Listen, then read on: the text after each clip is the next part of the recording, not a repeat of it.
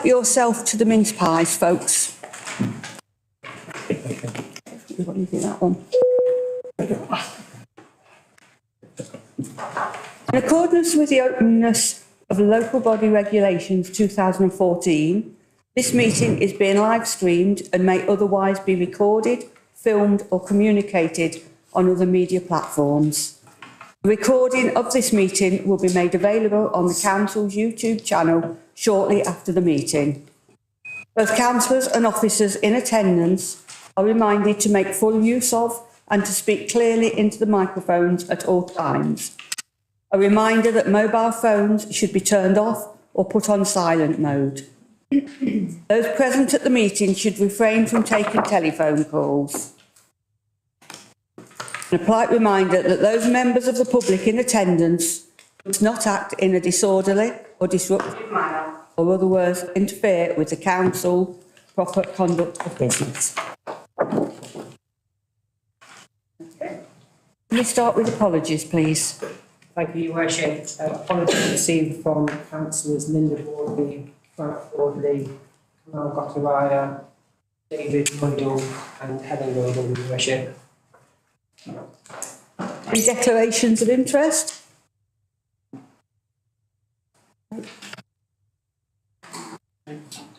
Minutes of the previous meeting.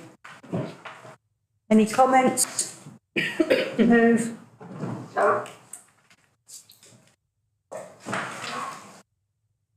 Got anything arising from the previous meeting? Any action lists? No action from the previous meetings. Okay. Motions on notice? No motions on notice, Your Worship. Petitions, deputations and questions.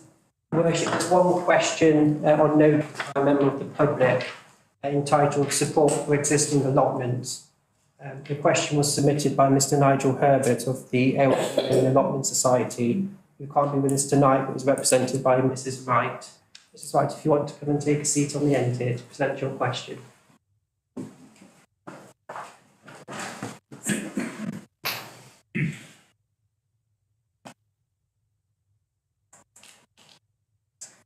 Hi everybody, my question is, can the Council please confirm its policy and views regarding the support for existing allotments?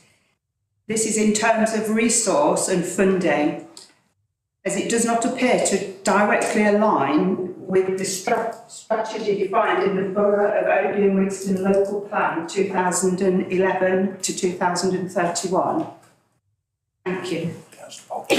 Councillor Bolter, your response on that, please. Thank you, Mayor.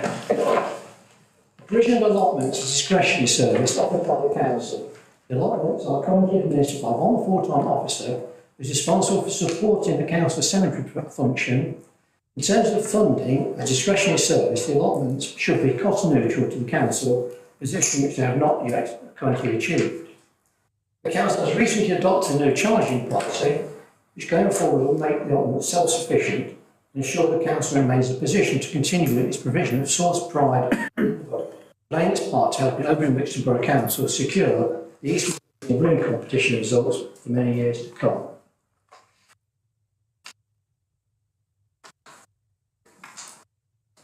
Is there any questions, supplementary questions on that? Yes. Thank you. The supplementary question is that there's obviously a cost benefit to the council of working in collaboration with the Ayleston Lane Allotment Association to improve both occupancy and condition of the plots on site. Currently, by using the association to inspect plots, manage the waiting list, carry out viewings and obtain signed tenancy agreements, the council benefit in terms of the reduced amount of resource they have to provide, and we benefit from a much more rapid turnaround of neglected plots. However, this has become increasingly difficult due to lack of support from the council in terms of answering emails and providing correct information when requested. This has now in turn raised real concerns as to the future of the site, and the goodwill of our volunteers has now reached its limits. This is despite recent long overdue verbal promises of action by the council. My question is the council looking to reduce its commitment to maintaining and improving our allotment site in favour of selling the land? Or can we rely on an improved service from now on? Thank you. To respond to that, please. Thank you, Your Worship. David Gill, thank you.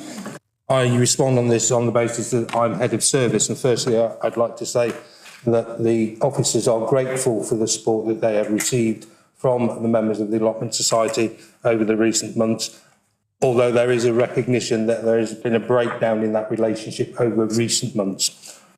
Going forward, the council's intention is to commit to the allotments. We are currently in the process of recruiting a new officer, and interviews that take place tomorrow, and hopefully going forward that will improve the relationship. And I can also assure the Allotment Society that there is no intention to sell the land. Councillor Bolter, I think you want to come back. Councillor Bolter. Thank you. Holders and an officer in the new year to find a way forward to support both to the council and to the allotment holders, if that's their wish. Happy to meet with them, and then we'll go forward, hopefully, to find a resolution to this matter. That's it?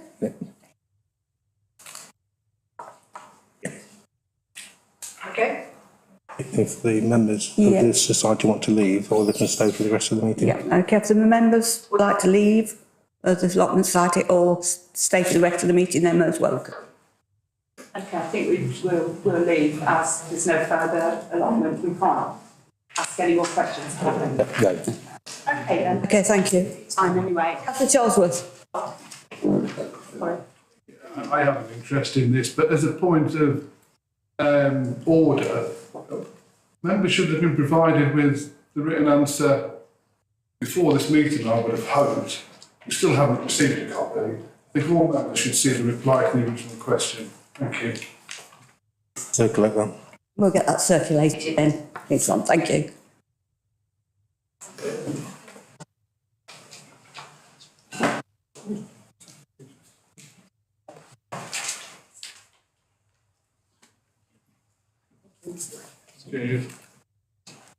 Thank you. Bye-bye. Bye-bye.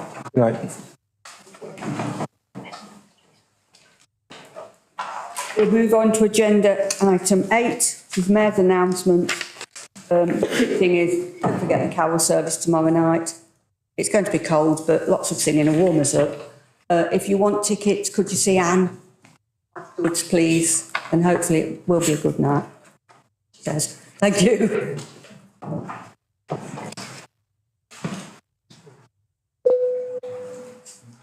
Deputy Mayor, anything to say?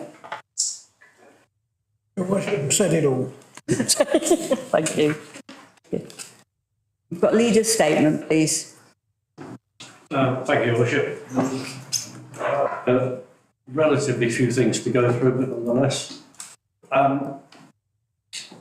Yesterday in Parliament, the government announced their policy statement on the settlement. The actual settlement doesn't come out until the 21st of December, but the policy statement is broadly in line with what we expected. So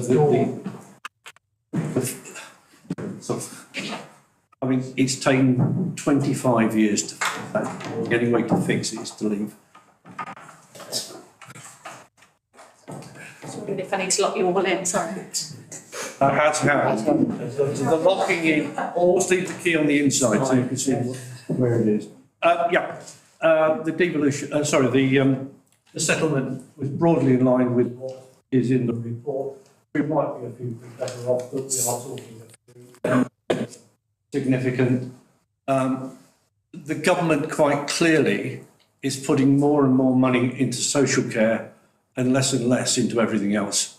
Yes, it might look like it's putting more in, but with inflation running at 10%, that's nowhere near enough for us to carry on as we are, as the report later will show. Then you may have all heard of this wonderful word devolution. At one point, many years ago, there was a discussion of 6 Cs, 9 Cs, 7 Cs, which all count towards different sections of the East Midlands working together as a combined authority. The interesting thing is that now we are down to an East Midlands combined authority consisting of 4 Cs, which is D2N2, which is Derbyshire, Nottinghamshire, their cities and counties. And Nick Rushton, nice man, lives in Colville Way. He's now written to Michael Gove, pointing out that East Midlands consists of more, and that the government should consult widely on what would be appropriate combined authority, which I can support. I think I've always had the view that the East Midlands should have a combined authority, and it should be as wide as possible. The reason why it's not progressing at the moment appears to be twofold. One is because the city doesn't wish to, and secondly is because the government doesn't have the bottle to go and tell Peter Salisbury to get on with it. Because in the end, we are all losing out significant amounts of money. Not just, this is not about councils, this is about people. The people of Leicestershire are losing over something 10 years, something around 1.5 billion, because we will not enter a combined authority. That is absolutely madness. Beyond that, I have something to say on a more personal basis. I have just sent all my group, my party, both locally and nationally, an email. And it says quite clearly one thing: I will not be standing at the next election for personal reasons. Having spoken, Julia and I, over many months, I have come to the conclusion that I will not be standing for personal, family reasons, and they are not political. I have absolutely no political arguments whatsoever. I believe that Liberal Democrats have led and worked hard for Overley Wixton and achieved more than most people would have thought possible. I would like to remain leader until the April 4 Council to allow continuity and for other reasons that I've written to my group. Beyond that, can I thank all those people who've supported me, and can I wish you all a Merry Christmas and a Happy New Year, and I will obviously take questions. Got any questions? Councillor Lloyd. Well, first of all, obviously from that comment, I have to say, for me, is that Councillor John Boyce has been a rock for this council, for this group, over several years. I can't say anything highly of, I think, where we've gone through several issues, problems, not associated with what we've done. But unfortunately, it's fighting against a despotic right-wing government who's hell-bent in destroying local democracy. But we fought under the stewardship of Councillor Boyce over these years, and I'd like to commend him for all that hard work that he's done. Thank you very much. The question I'd like to ask, in relation to planning conditions, and I would ask, could the leader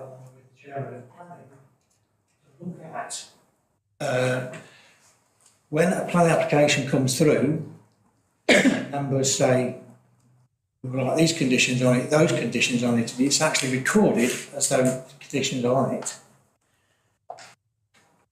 From saving an embarrassment which we've suffered in the past, especially when you get members of the public sitting there agreeing with you because you've put these conditions on, go away quite happy because you've put those conditions on, only to later on, when they come back and say, what about those conditions? And then you make an inquiry, you found those conditions have been withdrawn without any consultation with members at all, which is totally embarrassing when you try and face the residents who have come away thinking well done, have done best for us.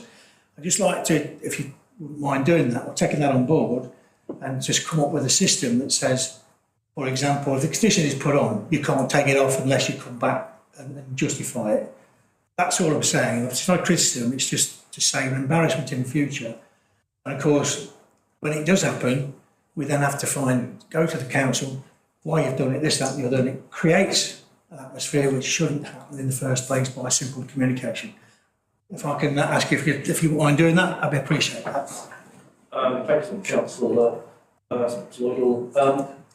Having sat in the chair of DC for quite a number of years, and I'm sure Councillor Bentley will agree, it's actually quite often quite difficult to work out what conditions have been actually added and approved.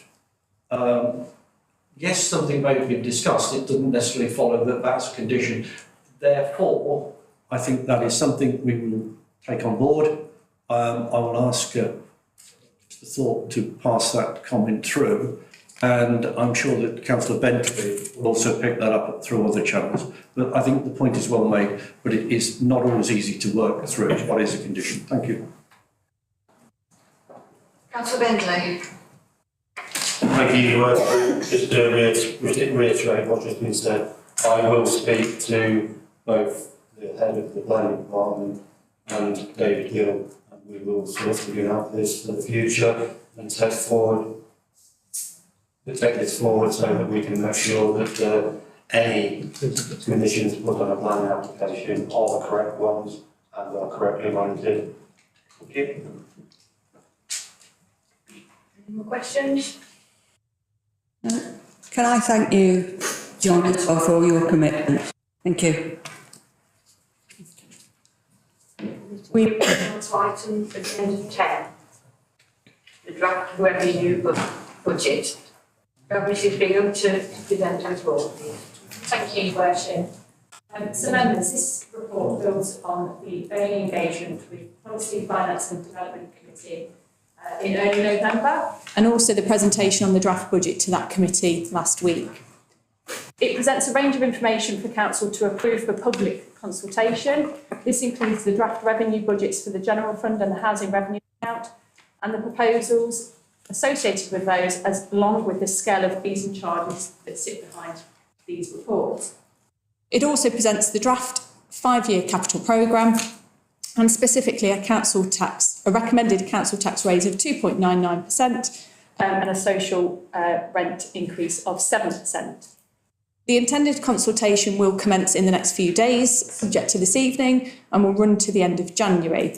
And comments received will be presented back to the Policy, Finance and Development Committee for consideration against the final budget being recommended to Council for approval. It remains important to still caveat that at this stage, the local government finance settlement is due next week, and that will confirm the numbers that are built into this draft budget. We did receive a policy statement yesterday from the Secretary of State, and although that further detail is needed by way of numbers, the position looks broadly in line with the assumptions that are detailed in this budget. And with that, I take the report as read. Thank you. Got any questions?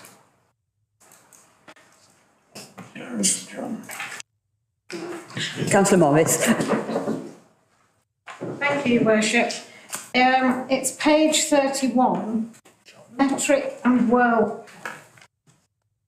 I see that between them, because pay by card option is so popular, they want to charge us rather a lot of money for processing credit cards. I deal with WorldPay. I think if we go back and talk to them, Sugar Sweet, we might get a much better deal, because Sugar Sweet works for me every year when I go back to them. So can I suggest we see if we can reduce it, because it's a permanent thing.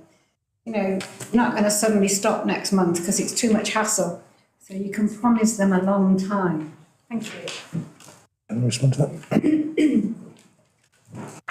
Thank you, Your Worship. The reason why it's increased is because of the initial forecast and therefore the cost of using them has proved to be too low. Given the popularity of that particular method of payment, then the cost has necessarily increased. We will be going back to them to review the contract when we do a full review of the car parking income next year.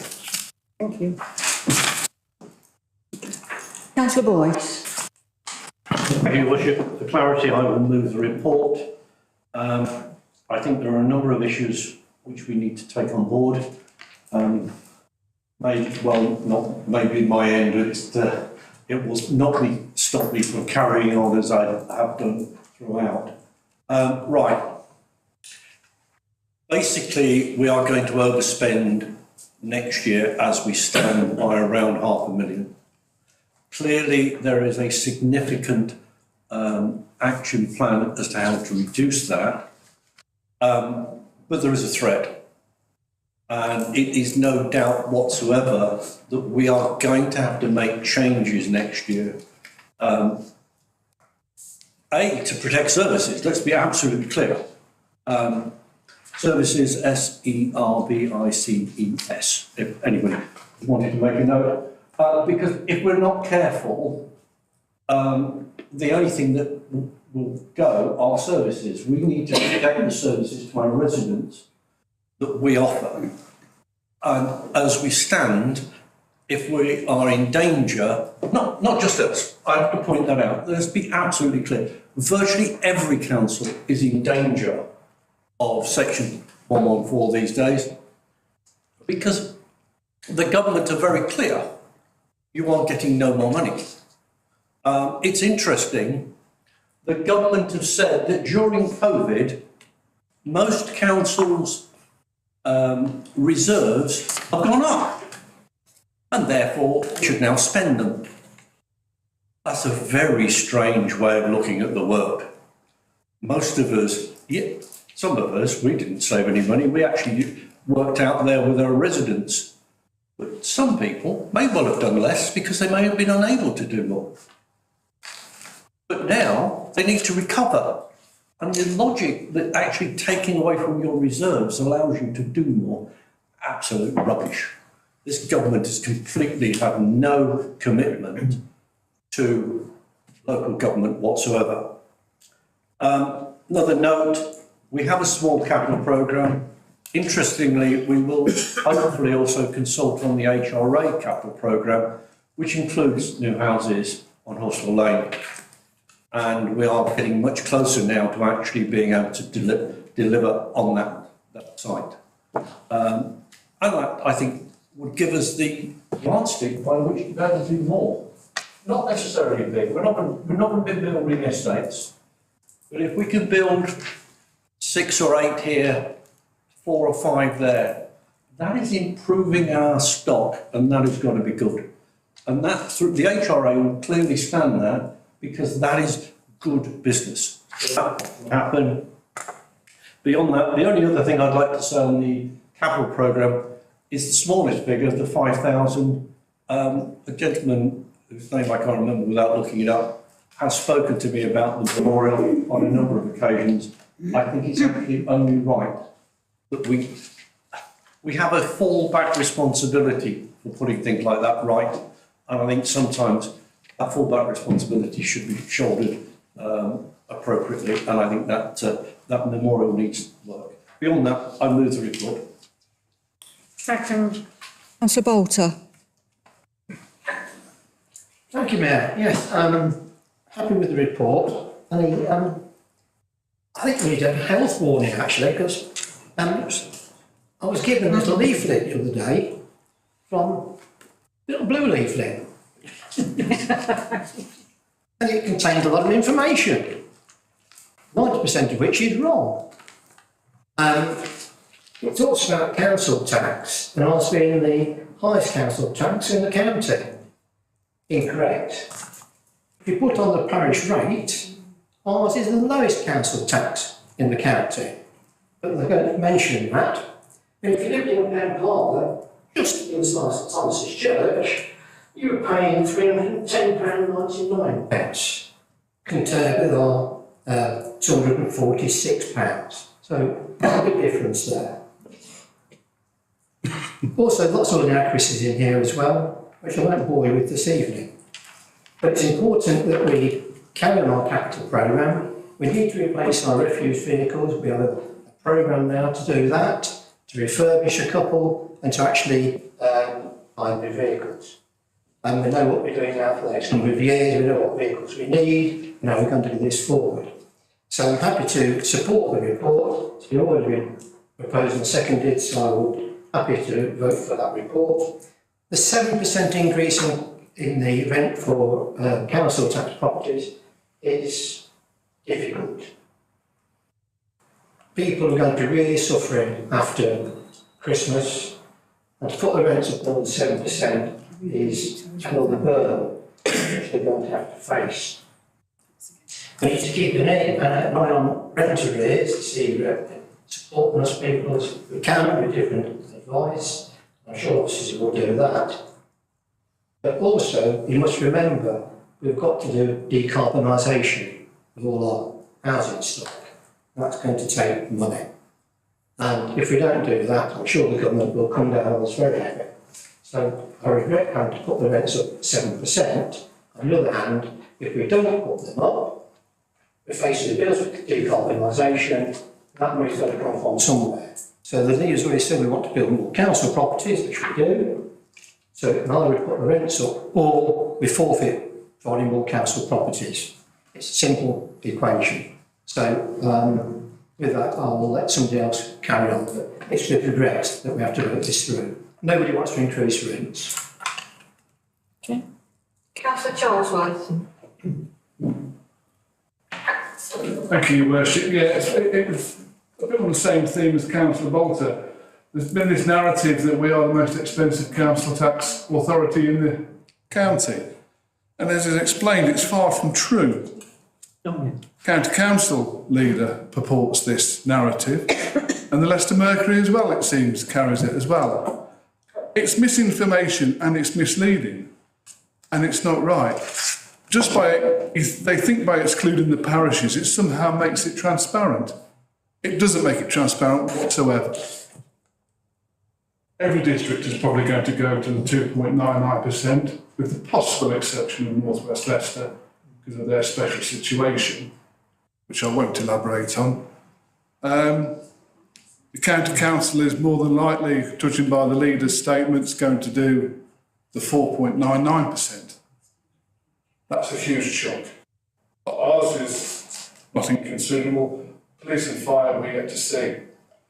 But just for clarity's sake, I went on each council's website today to look at their council tax. And I just picked an individual parish from each one.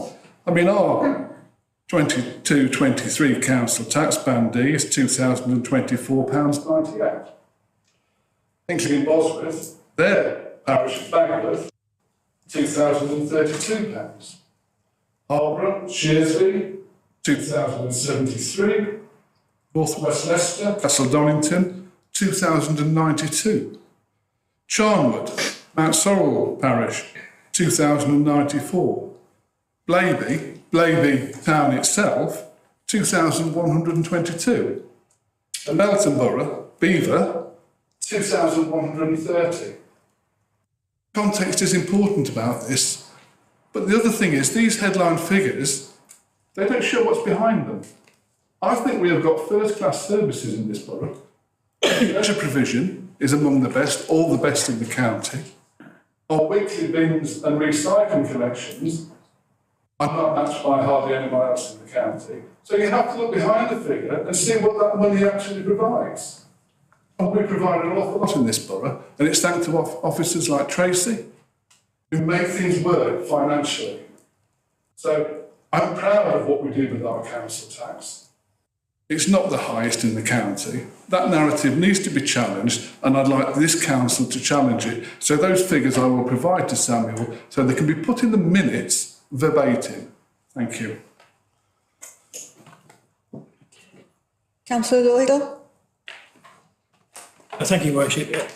Just a point of clarification, if I may, on page 20, very top, it's talked about the last sentence, detailed plans in respect of service reviews covered under paragraph XX. Perhaps it's just it should be a number there instead of a thing. And I've got a supplementary from May then once that's been answered. Thank you. Turn your mic off, Councillor. Thank you. Councillor Hack? Sorry. Oh, sorry. Supplementary. Sorry. Thank you, Worship. I do apologise about that, councillors. The relevant paragraph is 3.3 on the same page, just further down. Thank you. Supplementary. Thank you. Supplementary.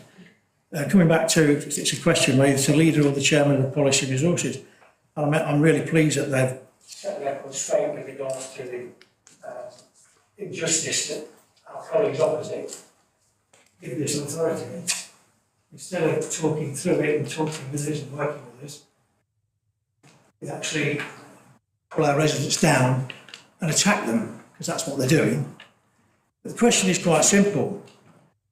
When we set this budget of the policy and resources, the opposition had an opportunity, correct me if I'm wrong, to put an alternative budget or an alternative positive budget to this council and to the residents of this borough.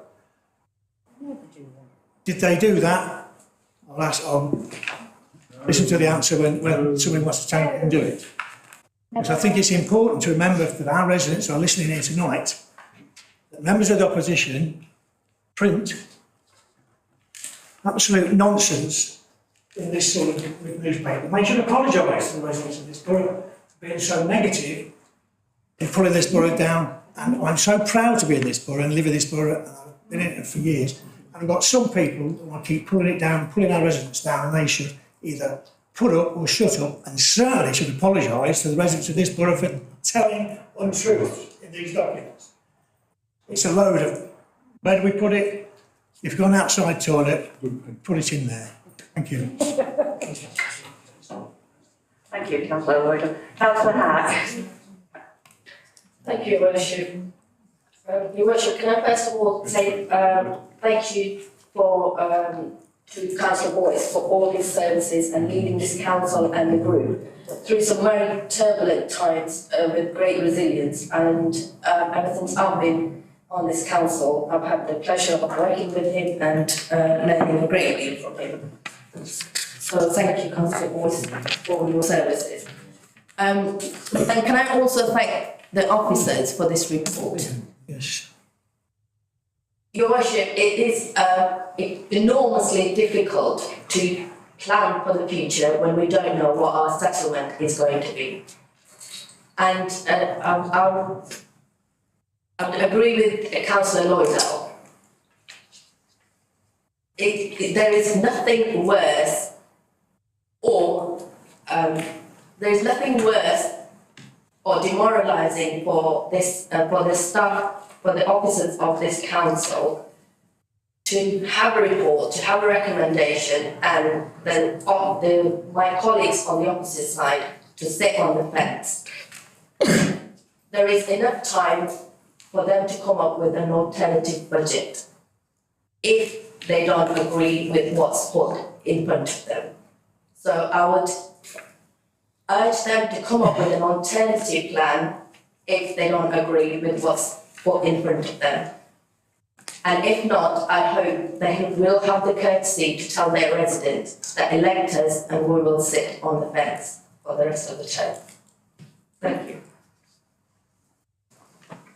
Thank you. So anybody, any more questions? Any more? Had it moved by John, but we've not had a seconder yet, so. Seconded by Sharon. I second. Okay, so it's been Moved and seconded. moved by Councillor Boyce, seconded by Councillor Morris, that it all be approved. All in Favour? You vote. Yeah. Those against? Against?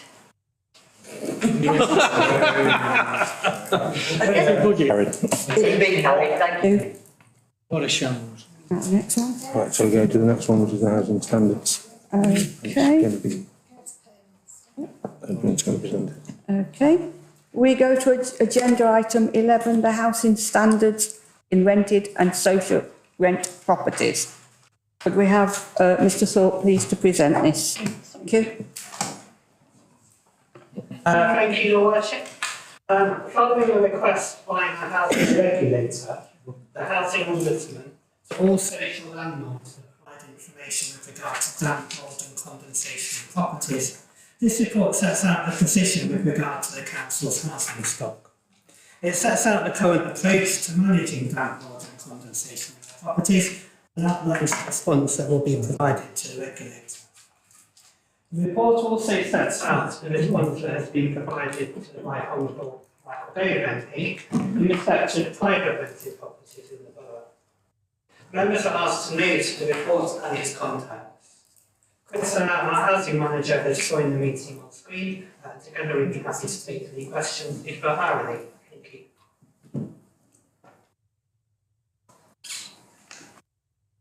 Who's going for a drink, I think? Councillor Charlesworth? Thank you, Chair. Yeah, I'm happy with what's in front of us, but I noticed on the news today there's a further report by some national body about the standard of homes and stuff. I just wonder how that'll feed in. There was a fairly extensive piece on BBC News about Sheffield and the issues there with mould, damp, condensation and the like. It wasn't a government body, but it was a National Housing Federation or Association. I just wonder how that ties in.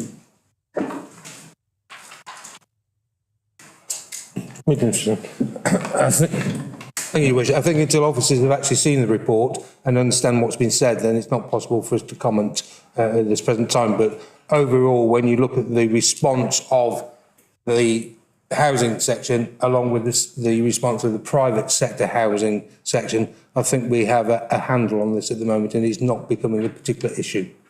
Thank you. Councillor Boyce?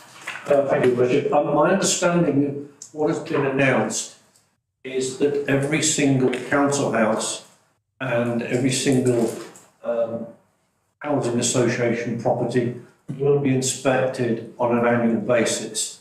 That assumption, is this council capable and does it inspect its properties on an annual basis? Then I'll come back if I may.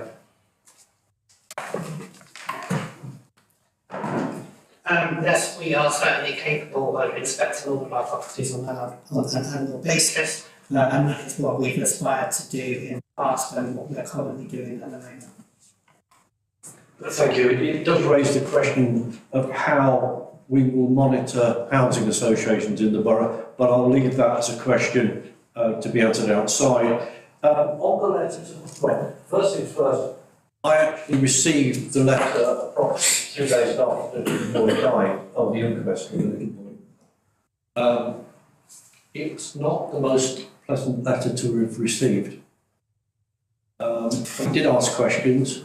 I'm glad to say that those questions have been answered, but it is a serious problem, and it's a problem I can never understand how we get there. If it happens in council properties, the question would be, why does it happen in one and not another? And actually, to say the residents are at fault is clearly too simplistic and not right. There has got to be something in the way people may live, but also how the buildings are built for how they live. In the end, a property has to be fit for its purpose. And Michael Gove, as I said, was not a pleasant letter, and I have no complaints. But it did raise many, many issues. And one on our letter back to him also raised an issue. In the letter, the bullet point is how many damp, mouldy hazards you have remedied compared to your assessment of the prevalence of these hazards. This actually does not apply to our houses, it applies to others. 2009, 9 cases reported, 3 remediated, then it's 5 against North, 15 against 8, 16 against 12. That raises questions. But the bit that really concerns me is cases where damp and mould have not been remediated is typically either due to complainants either already leaving the property and not wishing to engage further, or they do not wish to engage with the authorities through the fear of eviction. That is a terrible statement. And it may well be factually true, but the fact that it's factually true makes it even worse. And it is something, I think the selective licensing in South Brixton is one way forward. And it's one way forward that we are one of the first to implement, not one of the last. And I hope the government take note. And I hope the government bring in the licensing scheme they've been promising for some time. Thank you. Anybody else with further questions? Okay. No, so can we, Move, hold on. Yeah, sorry. Sorry, no, it's all right. Been a bit fancy these days. Probably my age, don't know. Yeah. I read this and think, well, where do these people live?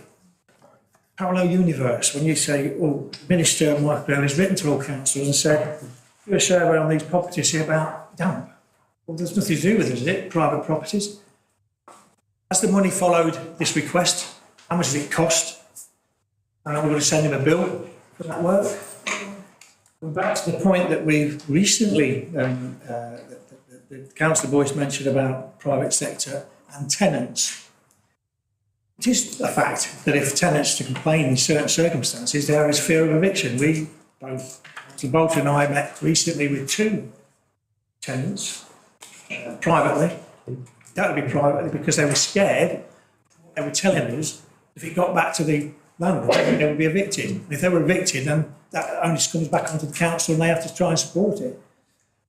So unless this government puts the money where its mouth is and starts getting real, get out there, our ivory tower of theirs up in Westminster and come and talk to real people, not robots, or robots again, and identify the fact that people are scared to do it and complain because they are scared of being evicted because of private tenants. And it makes a mockery of those good landlords, which we have got, I know them personally, who do their job beautifully, look after their tenants. And these few put the fear of tenants because of damp,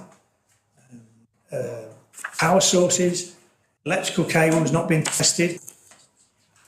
Not recently, but 2 young people complained to the landlord their immersion heaters weren't working, they hadn't been tested. Got a private contractor in to look at it. He said, I'm not touching this with a barge pole. It's unsafe, it's not fit. Told the landlord said, here, I'll get out. They evicted them straight away. Fortunately, they were able to go back home and live again with their relatives. But that's the sort of thing that's happening here. It's happening all over. Unless the government get a grip, it's unlikely because they believe in regulation, don't they? They don't believe in regulation. So therefore, they tell you things, and like our MP, he'll tell you what you want to hear. Does nothing, means nothing. It doesn't give value for money, and I'm afraid this is the same thing here. It's all rhetoric because why? Because sadly, some young person has died because of unscrupulous landlords not doing this. An housing association, understand as well. Which is indictment of this government's treatment of people in this country. They treat them very, very badly. Sorry to make any statements, but I sit right against corner of this government because they're so evil towards people of this country. We've got to get rid of them. Thank you, Your Worship. Any further comments, any further questions? so can we accept that the report's been noted for general affirmation? Agreed.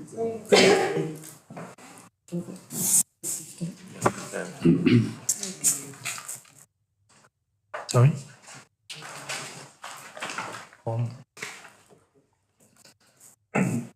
Dr. Joshi, who's online but not actually in attendance of the meeting, has raised a hand to ask a question if you're happy to accept it, Your Worship. Yes, I'm happy for that. Thank you, Your Worship. Can you hear me okay? Yes. Okay, cool. I was just a bit Councillor Lloydell just went on about the people of this country. Who does he think the government is? They belong in this country. I almost found that a little bit racist of what he just said. I think that's totally off what you said. The people of this country are the government as well. The government also are of this country. I resent what you just said. I'm sorry. I had to speak up. Thank you, Your Worship.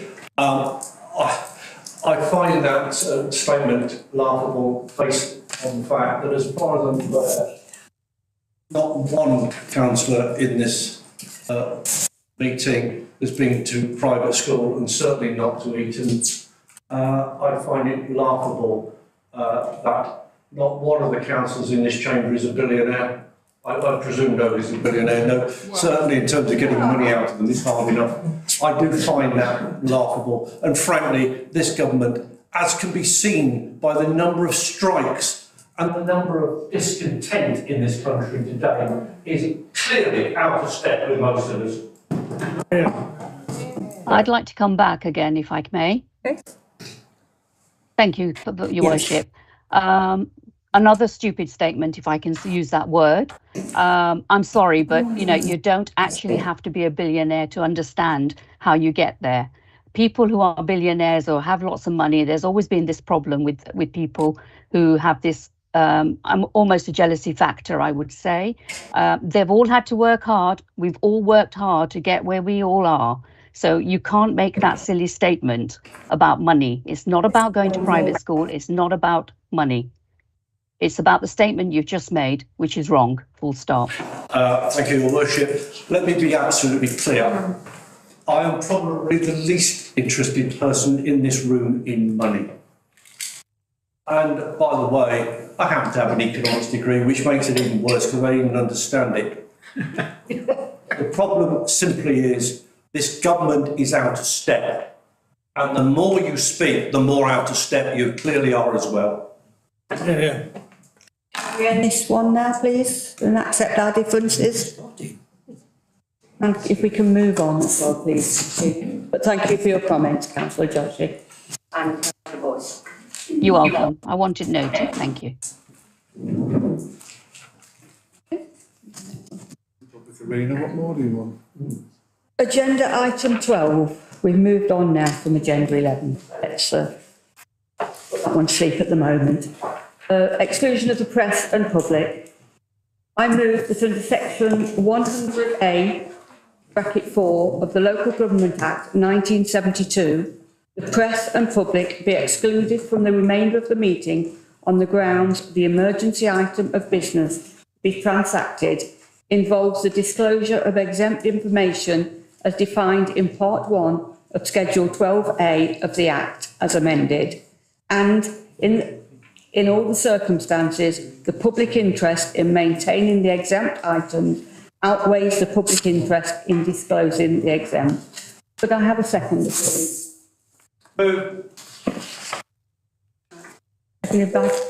Seconded by Councillor Charlesworth? Yeah, so I was just trying to second. Yes, I've just got you. I've just second. Thank you. Thank you. It has been moved by myself and seconded by Councillor Charlesworth that the press and public be excluded for the remainder of the meeting. All those in favour?